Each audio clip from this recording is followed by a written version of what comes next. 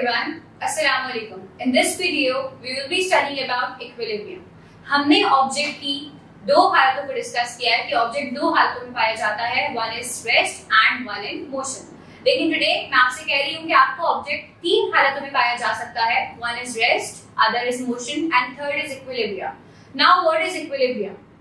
जब भी आपका ऑब्जेक्ट किसी भी किस्म का एक्सीलरेशन प्रोड्यूस ना करता हो और उसमें किसी किस्म का एक्सीलरेशन एग्जिस्ट ना करता हो, तब आप कहेंगे कि आपका ऑब्जेक्ट एक इक्विलिब्रियम स्टेट के अंदर मौजूद है. Then how can we define it? When a body does not possess any kind of acceleration, then the body is said to be in equilibrium. Now, हमने दो ही हालतें पढ़ी हैं जिसमें ऑब्जेक्ट किसी किस्म का एक्सीलरेशन अपने अंदर प्रोड्यूस नहीं करता.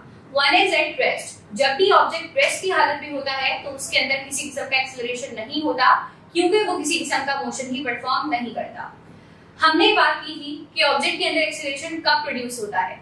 जब भी ऑब्जेक्ट मोशन परफॉर्म कर रहा हो और उसकी वेलोसिटीज में चेंज आ रहा हो, उसकी वजह से एक्सीलरेशन प्रोड्यूस होता है. दैट मींस अगर एक बॉडी मोशन परफॉर्म कर रही है लेकिन उसकी वेलोसिटी चेंज नहीं हो रही, वो यूनिफॉर्म वेलोसिटी से मूव कर रही है, तब भी उसके अंदर किसी किस्म का एक्सीलरेशन प्रोड्यूस नहीं होगा. On basis of these two things, equilibrium को दो बेसिक टाइप्स में डिवाइड किया गया है. One is static equilibrium and other is dynamic equilibrium. Now, what is static equilibrium? When a body is at rest, it is said to be in static equilibrium. That means जब आपकी object rest की हालत में होगी तो उसके अंदर किसी किस्म का एक्सीलरेशन नहीं होगा और वो एक इक्विलिब्रियम पोजीशन में होगी, जिसको हम स्टैटिक मतलब रुका हुआ कहेंगे, स्टैटिक इक्विलिब्रियम कहेंगे. Now, what is dynamic equilibrium? Dynamic का मतलब होता है मूव करना, मोशन परफॉर्म करना. जब ऑब्जेक्ट मोशन परफॉर्म करेगा तो उसमें किस तरह से इक्विलिब्रियम स्टेट डेवलप हो सकती है, ये सिर्फ और सिर्फ जब हो सकता है when an object moves with a uniform velocity and does not possess any sort of acceleration. Such kind of equilibrium is called dynamic equilibrium.